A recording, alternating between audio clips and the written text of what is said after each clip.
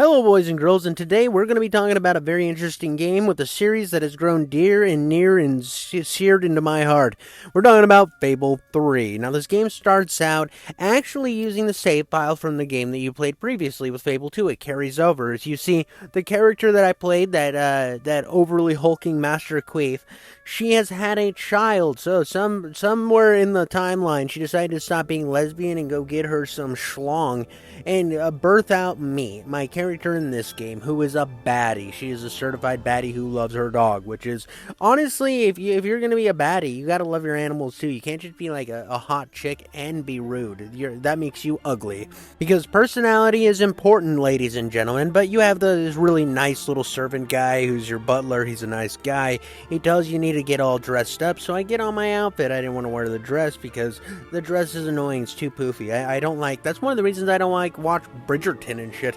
Why would you wear a dress that poofy? It's stupid. But I go and explore the little grounds of the castle because I'm royalty now. I'm a princess. I go and see my boyfriend who's really good to my dog, which is another win.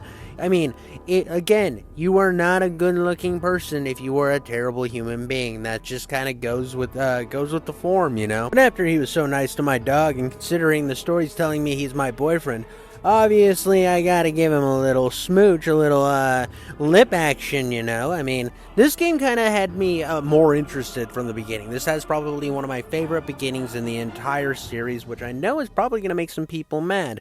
But I like the way that it's differentiating itself from the first two games, which basically did the exact same thing. I found it really interesting that it's building characters right off the bat that you can be like, hey, I like you guys. And I'm like holding hands. We're finding out what kind of person I am without just doing odd tasks for people. Like the first task is obviously giving some mouth-to-mouth resuscitation to your boyfriend, but then the second task is I go to the kitchen to talk to the staff and I give them an empowering, like, motivational speech. What would have been better if I would have just showed them my tits and been like, yeah, check these out, do good work and you'll see them again. I'm just kidding. That would be sexism and I don't stand for that. But during my web of inspiration that I'm spinning, this soldier guy walks down, looks like a general, he seems pretty important, and he ends up being the guy who's teaching me how to fight. So we get into our combat tutorial. So instead of finding some bully, I'm getting actually trained by a professional on how to fight, which is refreshing. I do like, again, how this game is differentiating it from itself. It's building on characters. I really like this, and I have to say, this first opening section of this game had me, like, grabbed. It grabbed me by the cojones and took me for a ride. I was intrigued. I was fully invested into these characters, and when my boyfriend busts in the door telling me that there's protesters outside, I'm like, well, that's kind of interesting. I thought people liked us. Apparently, we're hated. Apparently, nobody likes us. We're the scum of the castle, the losers, and I'm like, how did this happen? I was like the nicest person in Fable 2, so I had to have been a great queen, but come to find out my brother is the ruler, and he is a douchemonger. He is an absolute pile of garbage. So basically, while this is going on, the general guy, the guy who's teaching me how to fight with swords, is like, you know what, I gotta go talk to the rulers, make sure that your brother doesn't do anything too crazy. We need to figure this out, otherwise I think bad stuff is about to go down. And I'm like, the guy can't even handle a few people yelling at his castle? He seems like he has some image issues. He has some insecurities. My boyfriend's like, hey, let's go check out what's going on, which I honestly thought was a bad idea. When we get there, instantly gratified on that thought, because they had the general guy just on his knees, and it's not even in the fun way, and they're like, oh yeah, well, if you like the protesters so much, you need to come with me. So bro straight up has his guards apprehend us. So like, come on dude, I'm your own sister. What kind of douche nozzle are you? I have a sister and I care about her. I would never have guards come and like take her away and like be a douche like this. I mean, look at his cheekbones. It just says douchebag all over his face. He hasn't slept in like 14 weeks. Look at those bags. But he gives me a decision, the last decision of this whole opening area, and it's whether to let the leaders of the protesters live or my boyfriend die. Now, from what I met of my boyfriend, I really like him. I think he's a great guy, but he really, really wanted me to sacrifice him. He wants to go out, trade his life for theirs, and I have to respect his wishes. And it hurt to do this. This was not something I wanted to do at all. But I knew that I could, if I went back on his wishes, I mean, if like, if I was in this situation, I'd be kind of pissed. I'd be like, look how many people you let die for me. And then I would have probably had a fine life, but I ended up saving the villagers as he wished, and then we make a run into the night. We've decided it is time to get away from this castle, to get away from my douche Kuglar brother, and to go into the depths of this tomb, to go to my mom's dead body. And come to find out, she has a hero's talisman hidden in the hands of an angel that only this guy knew about. And I had the powers to turn this magical little circle on. I mean, it's probably because I'm a certified baddie. I mean, just look at her. I don't know what the regular princess looks like that you can choose if you haven't played Fable 2. I maybe it looks the exact same, but it kind of looks like my character from the last game, so I'm gonna go with I came from the womb of myself from the last game, and I produced a freaking baddie. She's gorgeous. But you get into this after the seal goes off and spews its load. You get into this little walkway area, which this is how you level up, and this became one of my first gripes with the game. I'm like, oh, gross. So when the story tells me I get a level up, I just kind of get these seals, and then I come into this weird world. It seems kind of tedious. I think you guys they had it like down packed before how to do this. You go in, you walk into a little circle, you upgrade your body. Plain and simple, nothing too difficult. But in this game, or in the last game, they even made it simpler than the first game. But in this game, you have to go to this stupid goddamn path every single time you want to upgrade. It's tedious. And this game starts to hit you with a lot of this stuff that I start to notice. But anyway, let's get back to the game at hand. So we get into the dungeons. Like the sewers, which is another thing that you'll notice in this game, is you spend a lot of time in caves and sewers and dungeons. You don't spend a lot of time in Albion itself, which is kind of, cringe. It's stuff like this that I started noticing earlier on. Like, the first two games, it hits you with, like, great scenery and all this stuff. This game's like, have you seen a dungeon? And I'm like, well, yeah, I mean, the first dungeon you do in the game is pretty neat. But then after that, you can do other cool stuff. But anyways, you kind of finally get to the end of the dungeon, and it teleports you to the Guild of Heroes. The Heroes Guild, which you've seen in every game. The difference is in this game, this is also the pause menu. So instead of a regular pause menu, you go to a room, and then if you want to do anything in settings, you got to run to a certain part of the room, and then if you want to change weapons, you got to run to a different room. If you want to check on your stats, you got to run to a different room. And here it is, all like fully fleshed out. Like, you see all these doors, all those doors, you have to go into different ones for each one. And this one I'm going in because the game wants me to change clothes. It wants me to change clothes so that I look more like the locals. And I was like, all right. I mean, I wanted to check it out. I walk up to this little outfit, and I definitely was like, all right, time to undress. Time to see how much of a baddie I actually am. And undress I did, and dear God. I kind of felt better about the whole undress thing here because, like, let's face it, I'm a little bit of a perv sometimes. It's in human nature to see a sexy a person of the sex that you're attracted to and be like, hot damn. The butt looks weird, though. The butt looks weird. I have to say, like, they put a lot more attention into the face and tits than they did the ass. But anyway, I get the outfit on that makes me look like I have, like, cancer and I'm going through chemo. And I go talk to the first guy they want me to talk to try to start to build my army for the rebellion. And he says I need to get some things for him. I need to get some stuff. I need to go talk to I need to get the library people at Brightwood to come help me out. We need Brightwood on our side. You need to kill some mercenaries. And then you also need to go get me a music box. And I'm like, dear God, does this douchebag have a lot of demands. I mean, his homie seems nice. He wanted to pet my dog, which instantly is a win.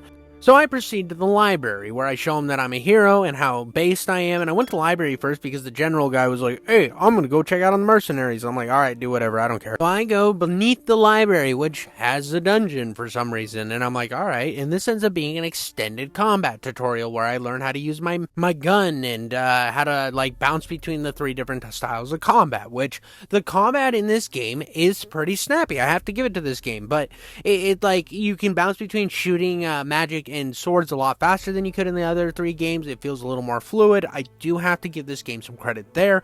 I don't have to give this credit, though, for being back into a dungeon after just leaving one. It was like I literally left a dungeon to jump right back into a dungeon. That was something that the other Fable games weren't, like, as bad about. It was like, okay, here's a dungeon. All right, now go fight something else in the like beautiful landscape, and then go back to a dungeon. This game's like, oh, go to a dungeon and then go back to a dungeon and fight some skeletons, and you're like, wait, but didn't I just like fight bats in a dungeon? Why am I back in the fucking underground?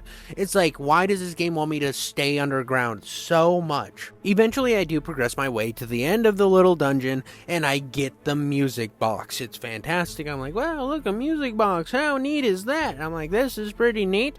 And then I go back to the little map area where I'm like, oh, it's taking me to the pause menu. Just kidding, it's my brother, and he's kind of having his like, oh, I'm an evil villain speech, and look at the map, this is my Albion, and he's doing it in like a poetic way. It's like, Albion is mine. Oh, this is my Albion. I'm an actual douchebag. I like when people are around me and I like chain them to a chairs and then slap their genitals over and over, and then I laugh while pouring hot lava on them. And he's just kind of gives me those vibes. I'm not about it.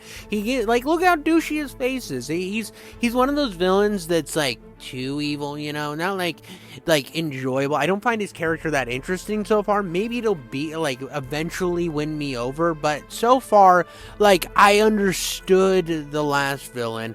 The villain from the first game was like the perfect amount of evil, and this guy's just a freaking cringe machine. But finally I go to like Brightwood, where I'm supposed to make all the citizens love me so that they want to be friends with this other town, and I decide to do some jobs. The first one I do is Loot Hero. Yes, like Guitar Hero. And I'm not a fan of this one. It's like okay, but it wants you to flash through these buttons so fast that it's like, and then the thing that I hate about jobs in this game too, like in Fable 2, I thought it was perfect. The way you did jobs is after you did them for a while, you leveled up, and then you got your next level, and then by doing the job, you got better at the job. This game, the way to get better at these jobs is you have to go to the level up menu and level up the job using your freaking hero seal points. It's like, what kind of, like, bullshit is that? That's not fun. Like, when I'm playing this pie making mini game that I actually really enjoyed, even though you saw me mess up there, I want to keep doing it. I want to have fun with it. I want to, like, become a master pie maker. But in this game, you just kind of wait until the game says that you can level it up enough, and that's kind of cringe. So I decided to become a real estate monger this time. The other games I always meant to buy more real estate and never did. This time I'm gonna double down on it. But I decided to go see how the mercenary thing's going, because I'm kind of sick of doing odd tasks in Brightwood. So I go and talk to an old general guy at the bar, and he gives me some clothes, and I'm like, all right, cool. I actually take the clothes off of a drunken guy, which I thought was kind of funny. I go to my pause menu, I run into the room, I change out the outfit to put on the mercenary outfit, which would have been so much better if I would have just gone to the pause menu, clicked on the outfit, and just put it on instantly, instead of having to run through there and fucking show Jarvis my clit. It's like, why is this necessary? It is funny, though, that he was wearing a G-string. Why I'm not wearing a G-string in this game? No idea. I mean, I was wearing a G-string while playing it. That's a joke. The only underwear I own are, like, boxer briefs. I don't even like regular briefs. I don't like when the underwear is, like, close to my fucking sack. I feel like it's weird. Ugh. Anybody who wears regular briefs as a grown-up is an idiot. But this quest was very similar to the quest in Fable 2, where I break into the mercenary camp. It actually is the exact same mission, pretty much. It's the same exact mission. With Fable 2, I can make the justifications when things felt too similar to something from Fable 1, because I thought they put enough of a twist on it where it felt like Evil Dead 1 compared to Evil Dead. This game, this was almost the exact same mission. I mean, down to the ending going into this mercenary camp. So you break in dressed as a mercenary. They eventually figure out that you're not actually a fucking mercenary. Oh no, they figure it out a little sooner in this one than the last one. But it is essentially the same quest as in Fable 1, where you find your sister. And I think I might have said Fable 2 a little earlier, my bad. Fucking roast me in the comments about it. Get really upset in the comments. Leave a like and subscribe while you're here. But yeah, the whole quest basically boils down to the same thing. You get to the end, you either decide if you live or die. But unlike in the last game, this game, you're just kind of, he decides to join your cause. And it really doesn't have like that big story moment where your sister's still alive. And I'm starting to notice a trend with this game. It doesn't really have that deep of a story. I mean, yeah, the mechanics have like some deep stuff. Like the map mechanic in this game is fantastic. It's better than the other two Fables combined. I mean, I really like this map. I like that it's kind of like this little, almost looks claymation. You can like zoom in on the targets, see what they need. You can manage your properties, do all sorts of cool stuff from this map. I really liked it. I thought it was an improvement over the last two games, which Fable 2's isn't hard. Fable 2 had an awful map. It was almost unusable.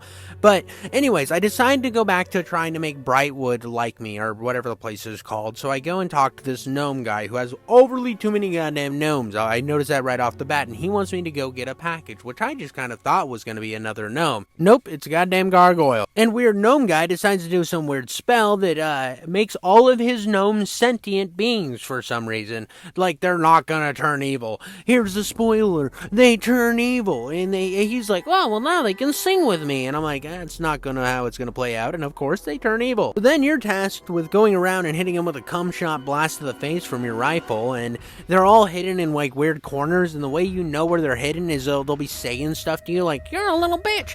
Your mom didn't love you. That's why she's dead. Oh, remember when your mom was alive and the kingdom was knife? Well, that sucks now." And then you go kill him. You run down. You go around a little bend, and then you're back to where it all began. He's got his little gnome back. It's not a dwarf. I almost called it a dwarf, and that's whatever. But yeah, he gets his gnome back. You'll find these around the map. This is kind of just a little quest to tell you, hey, there's going to be gnomes everywhere. After this, to do my next quest in Brightwood to make everybody like me, I decide to help this chicken guy who's lost his chickens.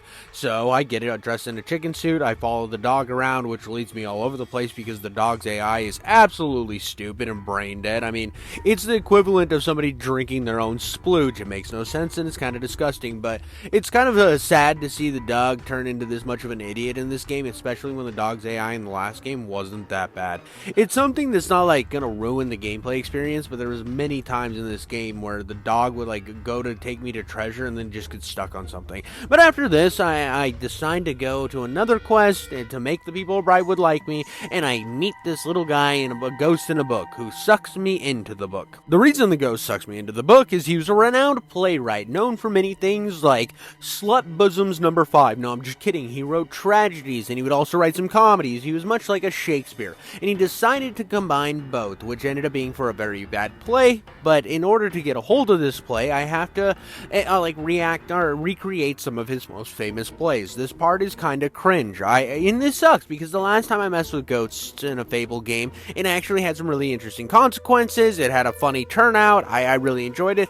This one, I just wasn't vibing with me, and this is where I start to realize something's wrong with Fable 3. Because even though I'm doing these quests to eventually create a greater cause, it doesn't feel like that deep of a cause. And even though I'm meeting ghosts and diving into like deep literature, it doesn't feel like I'm actually doing that. It's a very hollow version of it. So when I do all this stuff and eventually get it to where I get this other clan to like me, I have Brightwood all loving me, it just feels like I did a bunch of random mundane fetch quests and bullshit to make this happen. It doesn't feel that well thought out. It just feels like I'm doing like pointless recruiting. And it feels hollow. It feels like almost it's like the other two Fable games were a lake, and this is a fucking empty cup of water. I don't know. At this point, I was very, very, I don't know, I was unamused. I was getting this sense of, I want to keep playing it because the game looks pretty, the combat has cool animations and stuff when you finish it off. Like right here, I'm using my thick-ass thighs to break this dude's freaking skull. I mean, I wish my wife would do this to me. This is a way to die. It's beautiful. Everybody wants to have their heads crushed by sexy power thighs.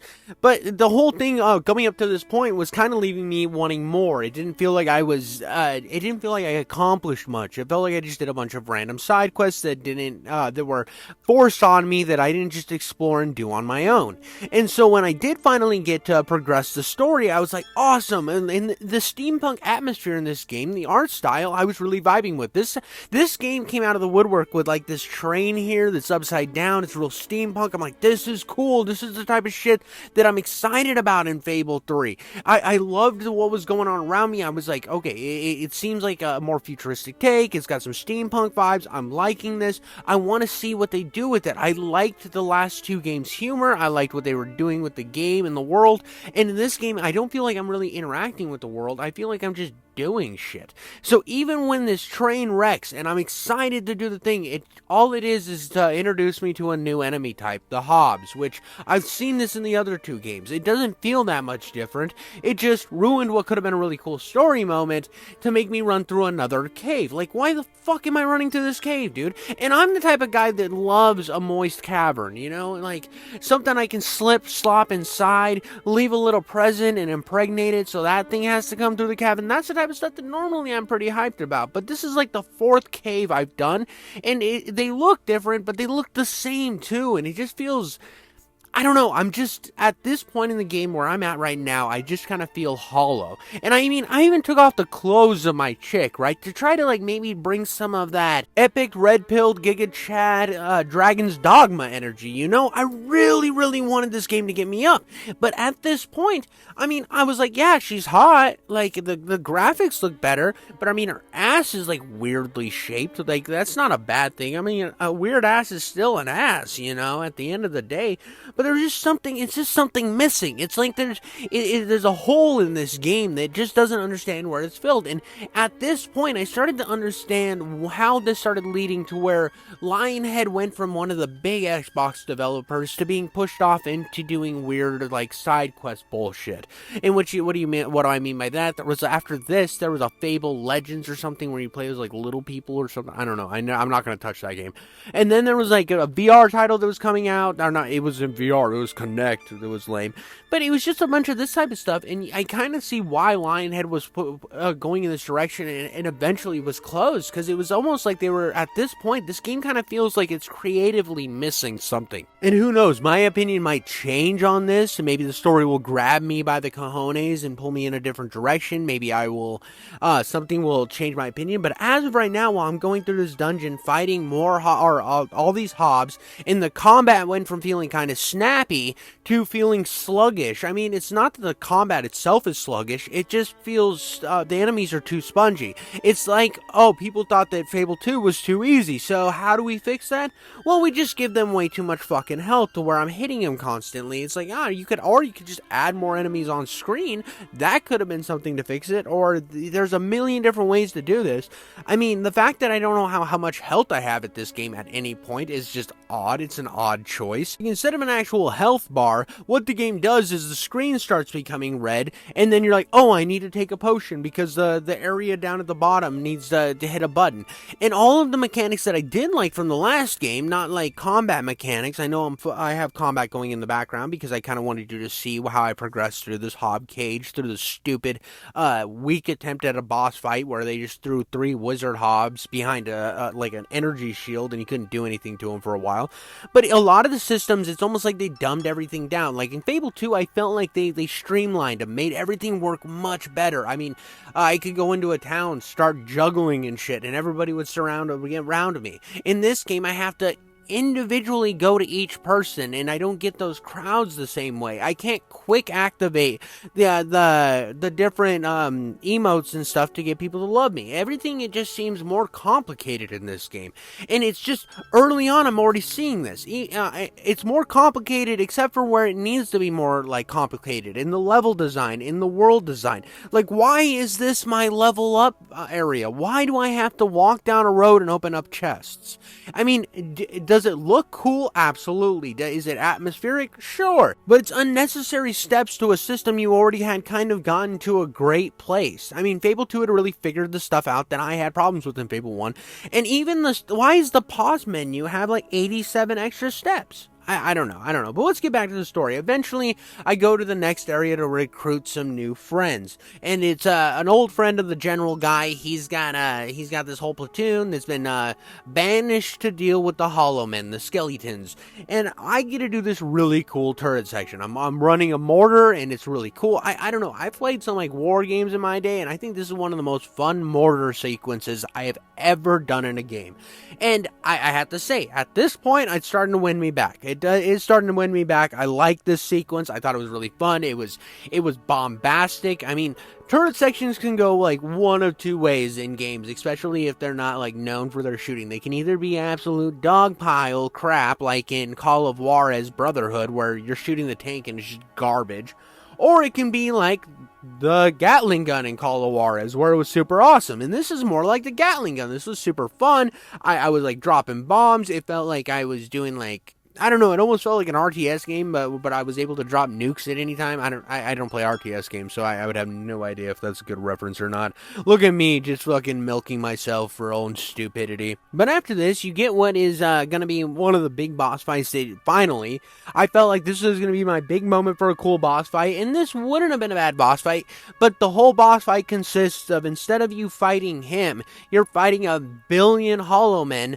and like trying to target him at the same time. Luckily, at this point in the game, I had finally gotten to where I could dual use magic. I could use fire, my fire shot, and then it would rain down ice.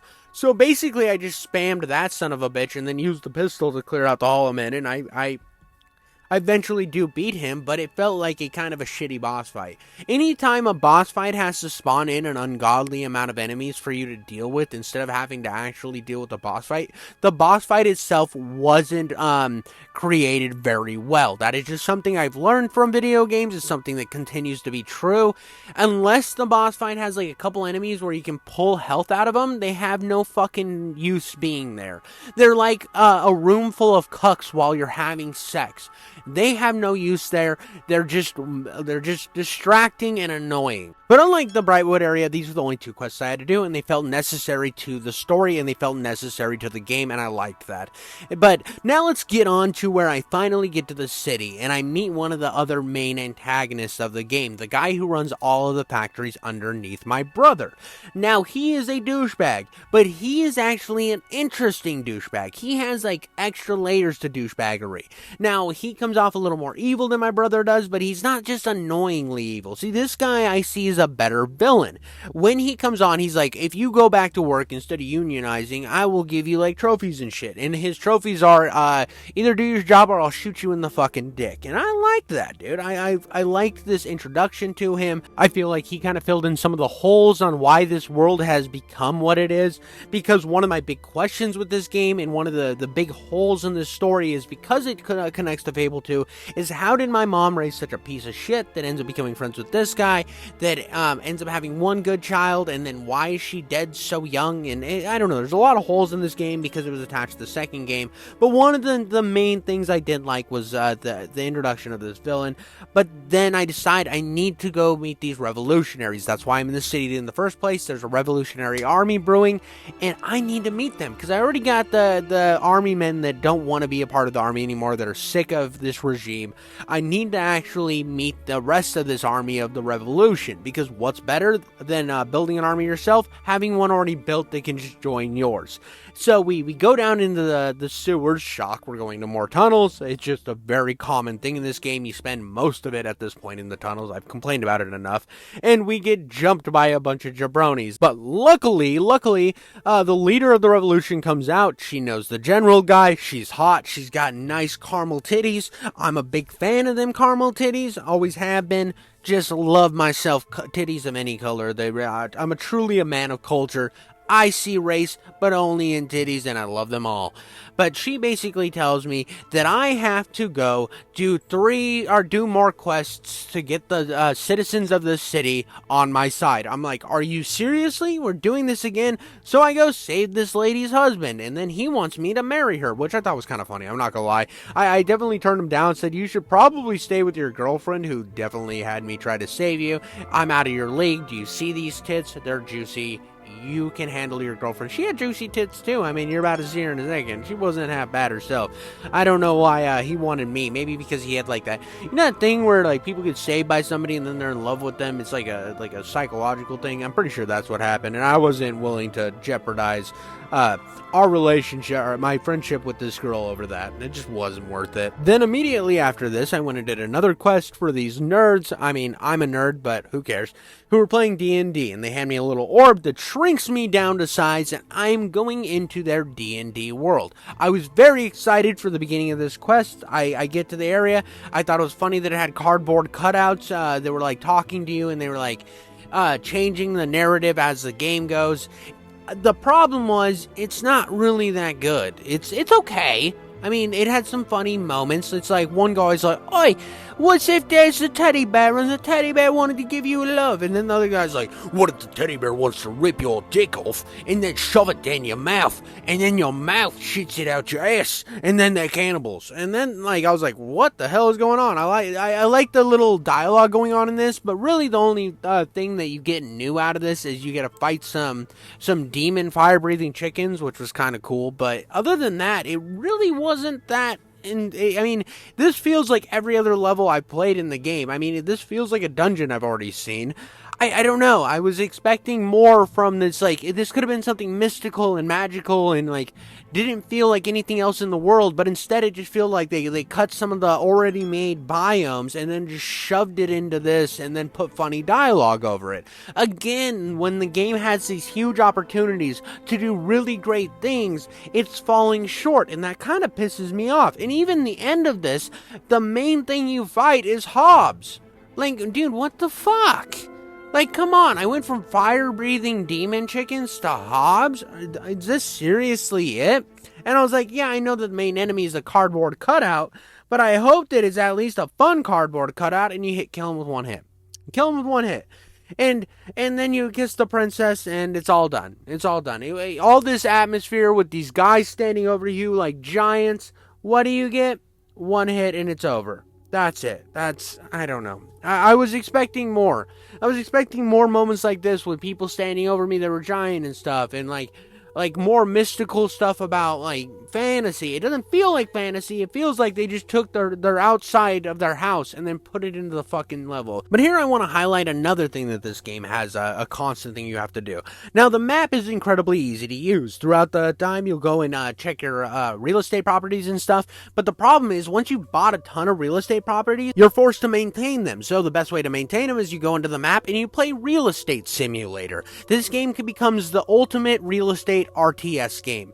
And it's kind of annoying at times because you're like, why am I not making money? And you go to all your properties and they're all damaged and shit, and you're like, when did that happen? And then you have to spend like 30 minutes going to each town, clicking on each individual house, going in, fixing them. And if there's a faster way to do this, let me know in the comments. I mean, it won't do me any good because I probably won't play this game again. I don't know if I like it that much. It still hasn't won me over enough. Every time it's given me the opportunity to win me over, I feel like it's let me down just as hard.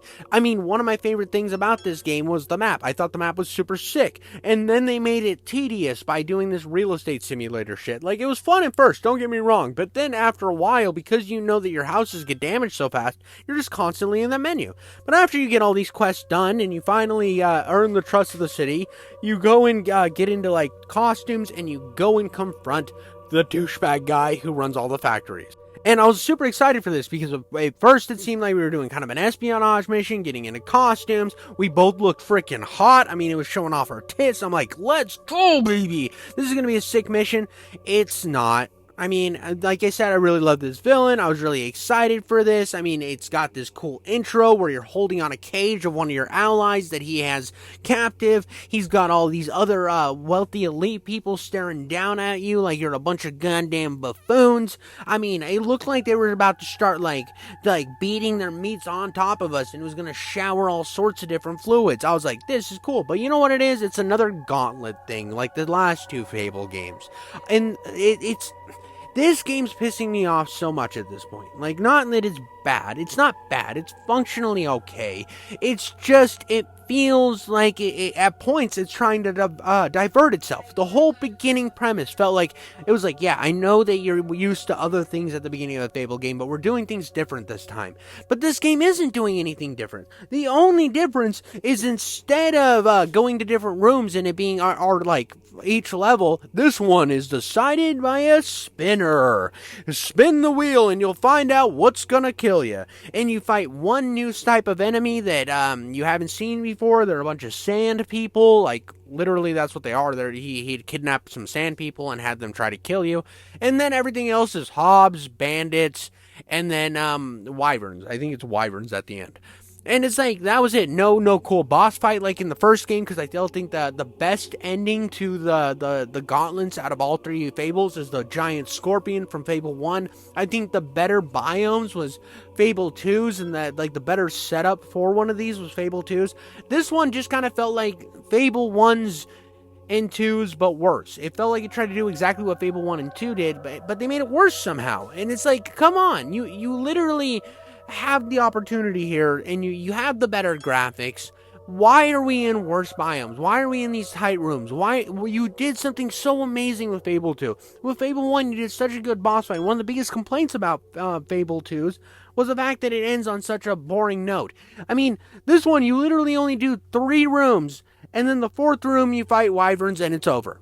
It's over. And you fight the wyverns in the main fucking hallway. And the dude's like, whoa, well, you beat them. And I'm like, we're standing there looking all hot. We kill the werewolves. And it's like, oh no, well, I should probably make my leave. And the dude gets missed by the single stray bullet fired from the hero's friend, which is so cliche, even for when this game came out. It just feels so shallow, like everything that I've experienced thus far. I mean, you're 30 minutes into the video. I was hours into this game. So immediately after that, one of the main leaders of one of the factions underneath you gets killed by your brother, just shot down in cold blood. Because your brother's just a dick for absolutely no reason. There's nothing else. I didn't even get to keep the cutscene because he's just being a dick all the time. So we decided we're going to make one last push to go get another group of people that supposedly exist. And that's all you do in this game is just go and fucking recruit people. It's not more deep than that. You don't have to explain it. I don't have to explain anything more. So we need to get a ship. So me and like weird blonde haired fucking squiggly hair guy are going in around trying to get to the ships, while the general guy and the hot black chick are blowing up boats.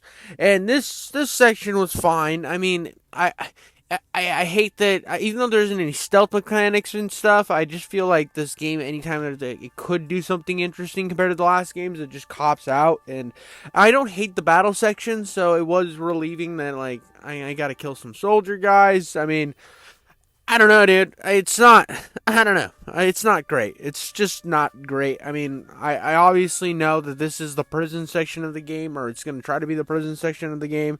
And once we get on the boat, well, surprise, surprise, we didn't blow up all the bad guy boats. There was still one bad guy boat, because there's like a billion of them, and they have a whole fleet. Of course, we can't blow up every boat, and we get sunk. That's instantly what happens. And we literally wake up on like a deserted island, which at this point in the game, I'm just happy something is happening. It's been kind of fucking boring. I'm not gonna lie. I've been trying my best throughout this video and throughout the game at this point, trying to keep it together, trying to look for the positives, because I don't always want to be negative. I know I can go kind of a little hard if you go back and watch my old Redfall review. I can go hard at times, and even with like Azura's Wrath, there was stuff I didn't like. This game, everything that I've done that has like an inkling, even a fucking small bit of intrigue to it, ends up being garbage. It's like the writers of this actually like had holes in their brain, or like an insect eating the like parts of their brain that knew how to write things like in an interesting way. I mean, even this area was so like, you go further into the island and you find this like weird like ruins of something, and Walter picks up the book. The old general guy picks up a book and reads some bullshit, and it like opens up the floor, and you're like, oh, this is kind of interesting. Only problem is when you get down to the bottom, it's super, super dark. And Walter's scared of the dark for some reason. And he's the guy who's carrying the torch. So the whole time through this entire goddamn section, it's let's wait for Walter. Why no? Oh, well, Walter's the one who has to read things at the door, so when you get to the door, you gotta wait till Walter reads it. And then you get these really long, fucking drawn out segments. It's like, dude, it's just a door. Let me through it. And then I sit there and I wait, and I wait, and look how slow he's walking. I mean, I spent more time in this section waiting than actually playing the goddamn game. And with the exception to the real estate thing, because I'm not gonna lie, being a real estate guy can be kind of fun and it's a decent time waster, everything else in this godforsaken game up until this point, everything that's cool, everything that has intrigue, every fun part is dampened by something stupid like this. It's just held down by garbage. I mean, the fact that Reaver, one of the guys that put you through the gauntlet and did all this stuff, and that he's from the last game, do they do anything with that? Absolutely not. He's just more of a douchebag. Oh, he's the evilest capitalist scum in the world, because capitalism bad. And don't worry, I don't like getting political in my videos, but like, there is such bad writing in this, and it comes from such a left-wing perspective, and it's to the point that not even I can look past it. And I mean, I'm getting ahead. There's some stuff coming up that I played this a little section through this, and I kind of powered through because I was trying to get through this game. But anyways, back to this cave. So there's this monster. There's these monsters talking to you. It's the darkness, and you find out that the darkness is your real enemy. And this main antagonist of the game, for some reason, it hasn't been Reaver. It's not the king. It's the darkness, and it's just stupid. It's an and-then writing. It's like, oh, well, all this other stuff has been red herrings. The real bad guy is this squid fuck. And you're learning, barely any lore about it. It's, just kind of shoehorning shit in here. And, I mean, and it's all clouded by the fact that every fucking 30 seconds I have to wait for this dumbass Walter to fucking walk faster. And I don't even remember if his name was actually Walter. I think it's Walter, or I'm pretty sure. Everything's forgettable. I mean, I just got all this footage the day before recording this, and I'm already forgetting what happened in this game because it's so meaningless. It's so absolutely meaningless. But you finally think you're through the darkness, and then Walter's doing this goofy dance because he can't jump down, and then oh no, poor Walter got kidnapped. Whoa, Walter, where'd you go there, buddy? Walter, where are you going? Again, instead of actually being intriguing and well written, this is just the worst, most boring escort mission of all time. Now I have to go save him, and it becomes a save him mission, which this was the best part of the mission, hands down.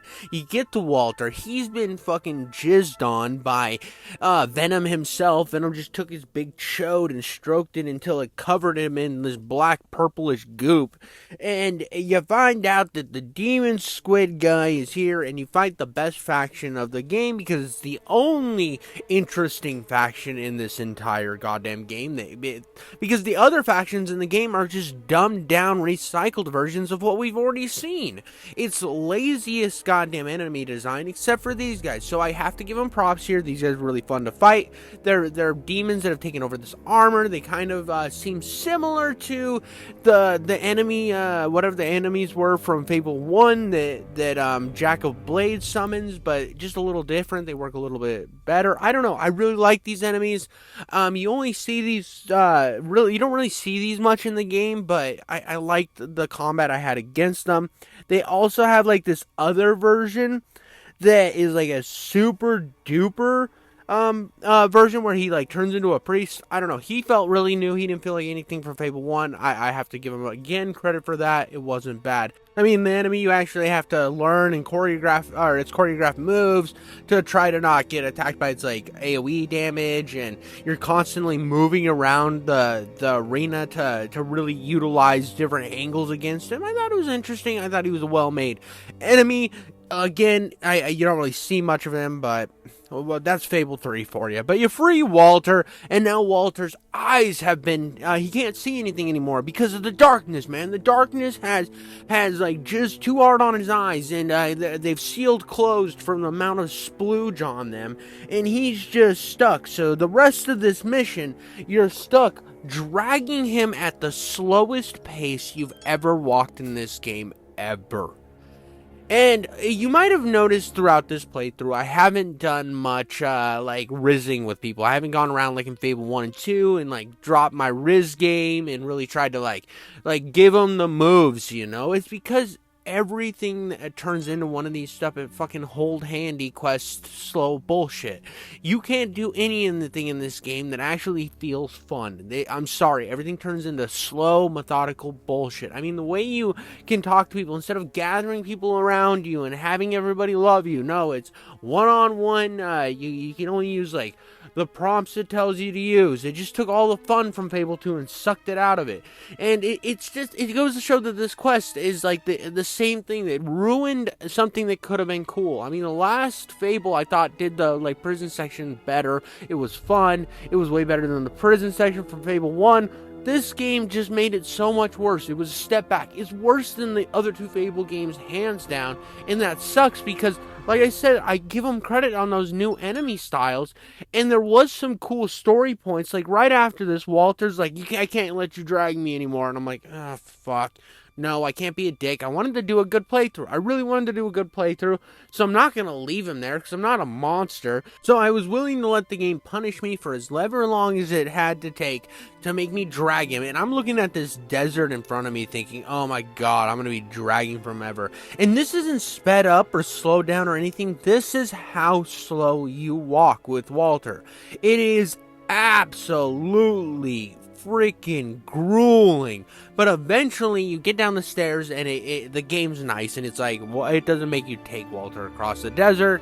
I was like, oh, thank God. This is absolute garbage. I'm kind of sick of this. At this point, I just wanted to be done with it. It took the fun that I just had fighting the new enemies, which were interesting and original, and was the highlight of the whole run that I just did, where they ruined all the atmosphere and everything by doing slow shit like this. It's just Fable ruins 3 ruins everything. Everything is ruined.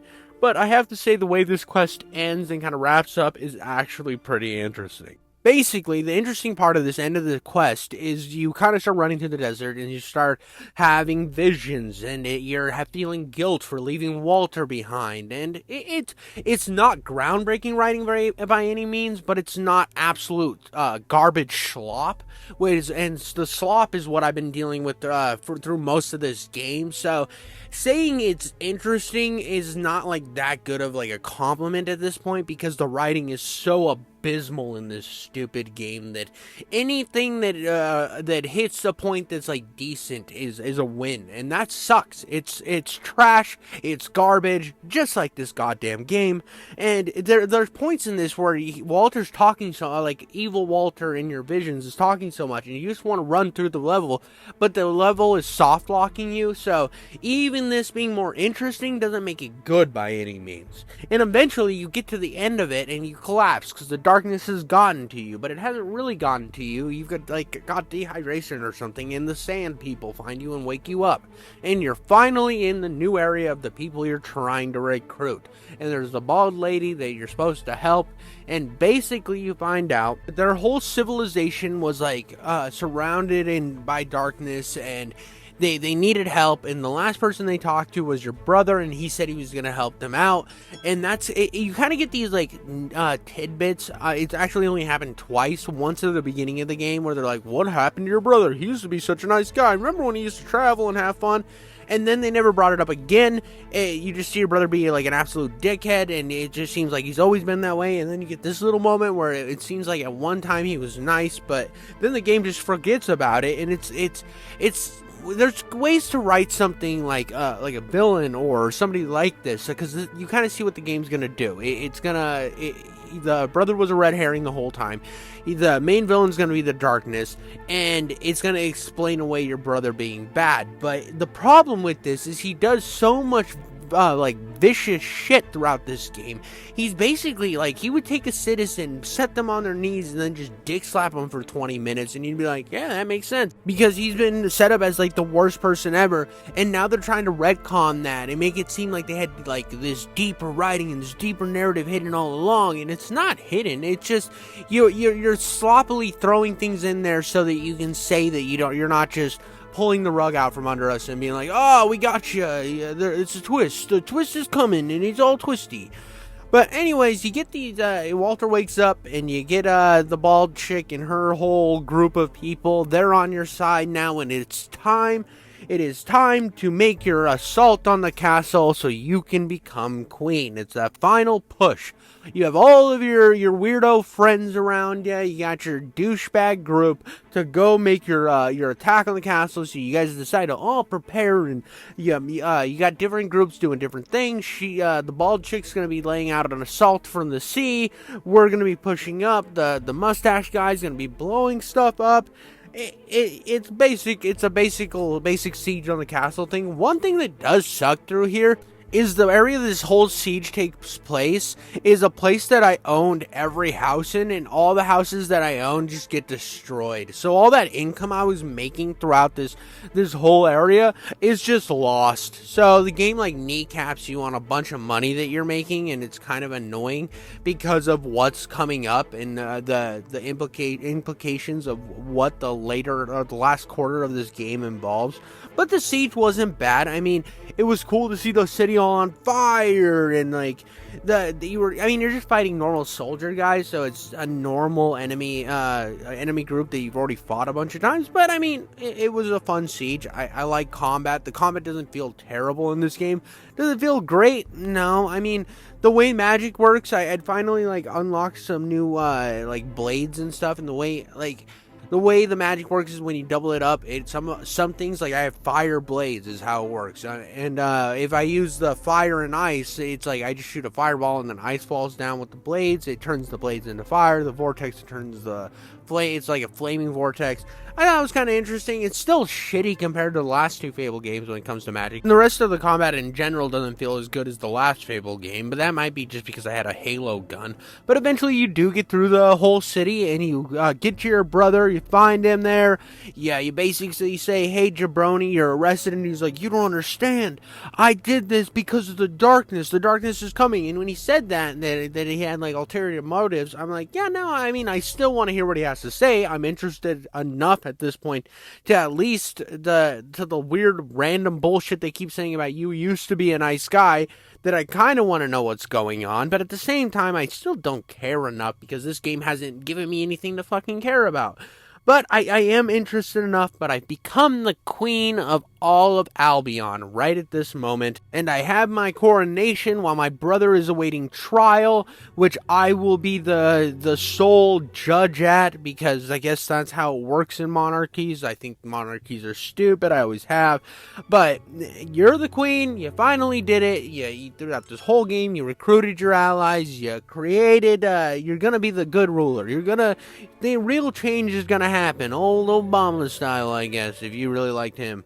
But that's the whole beginning. You finally did it, and it doesn't feel like I achieved jack shit. This game doesn't feel like I don't feel like I've accomplished this at anything, or at any means really. But now I am the queen, and we have my brother's trial, and basically what he says is he found out about the darkness. Teresa, the lady who guided our mother, told us that we had to prepare for this imminent attack, and so he's been the worst douchebag of all time in order to save the kingdom money to afford to fight the darkness. And that's it. That's his whole excuse for being, like, murdering people on the street, letting people, like, just getting fucking shot every 2 seconds, child labor, all of this awful stuff is just summed up by, well, that's what you have to do when you're the king and when evil's on its way, which is stupid and is terrible writing. It is just dumb. He's way too overly bad to buy any of that. It is, and then you start to notice a pattern that this game was written by people who deserve to lose their jobs. And now I'm going to start ranting a little bit. This is where you're going to get angry, King Jiffy Coats, because this game started to piss me off royally, because this last quarter of this godforsaken, worthless piece of trash game isn't even a game at all. It's a king simulator where you make choices, and your choices are all dog shit. It's like the first one you make after this scenario. You promised to stop child labor in the city, which I was cool with. But the option is you either stop child labor or you keep child labor. But if you stop child labor, you gotta shut down all of the factories in the city and turn them into schools. What kind of stupid shit is that? What kind of crap is that? We can't produce anything as a country if we also are teaching kids. Well, that makes sense. No, that's stupid. Why wouldn't I just have the people that are homeless and don't have jobs and are starving the street? Why don't they get a job at these fucking factories instead of kids working there? Why don't we have that logical jump? But no, business bad. Business bad. It creates child labor. It's stupid. And then I get to decide the tax rate for the citizens. And I'm like super anti-taxes. That's something like me personally, my political leanings. I hate taxes. I always have. I think that this country was founded against taxes. The better way to stimulate the economy is to cut taxes and let the economy do its thing. So I cut taxes right away. And another thing I did for the city that was quote unquote a evil bad thing was they came to me and they were like, hey, we found some minerals under the water, and if we could dam off the river and then harvest these materials, but then let the river come back through after we've gotten the materials, you still get the river there, and then we also get these materials to save Albion. And I'm like, that makes sense. Mining can be a good thing. But no, mining's bad. Mining's bad. It's evil. It destroys the environment. I'm like, why? What the fuck is bad about that? I come from a town of miners, and I see there's places in this country right fucking now, where there's people starving, where there's people who don't have jobs because these fucking environmental loser cucks are out there destroying their jobs. And then people over at, like, Lionhead, who lost their jobs, are probably the type of people who are looking at these fucking miners are, like, lower than thou citizens, like, they didn't go to college like me, what fucking losers, what fucking rednecks. And they're like, they should have learned the code. Well, I'm glad your studio got shut down. I'm glad, like, with the writing in this game, you deserve to be shut the fuck down. You didn't deserve to make whatever Connect bullshit you made after this, or whatever fucking Fable Legends. I remember when Microsoft, Phil Spencer was like, one of the biggest mistakes we made was shutting down Lionhead. After this game, no, they deserved it. They deserve to have their fucking job taken. And I hope every one of those developers finds a job at a studio that ends up getting, like, worked out by AIs. They lose their jobs because AI could do their goddamn job better. AI could have written this game better than they wrote it, and they deserve to lose their jobs by AI. Hey, look at how good learning how to code did for you.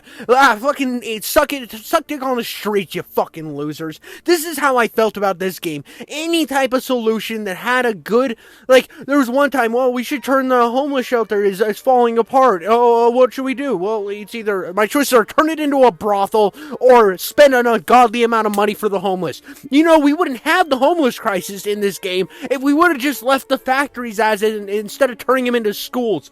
I mean, I reopened the library and the learning center. Why can't we just send them to the fucking library and have them learn? That would have made logical sense. I mean, I do all this stuff to save the economy of this game and we still go bankrupt? Like, how is opening up an entire mine, cutting taxes going to make the economy collapse? That makes absolutely no sense. It's terrible writing. Literally, ChatGPT could write a better script than this. And it's so funny. It's so funny how these guys, go woke, real broke guys, complain about modern games. And, if you go back to the 360 era, these games aren't as woke. This is some of the most woke garbage I have ever played in my entire life. This is worse than anything these people who are complaining about Sweet Baby Inc. are doing. This is actually trash.